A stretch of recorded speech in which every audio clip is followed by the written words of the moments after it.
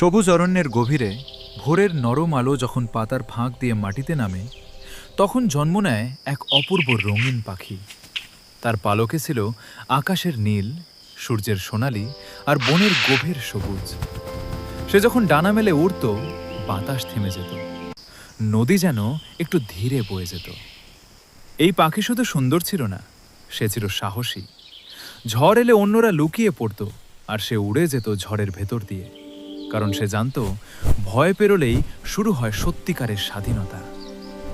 একদিন মানুষ তাকে ধরতে চেয়েছিল, খাঁচায় ভরে রাখতে চেয়েছিল তার সৌন্দর্য, কিন্তু পাখিটি হেসে আকাশের দিকে তাকালো আর এক ডানার ঝাপটায় বুঝিয়ে দিলে সৌন্দর্য বন্দী হলে মরে যায়, আর স্বাধীনতা থাকলেই জীবন সত্যি রঙিন হয়।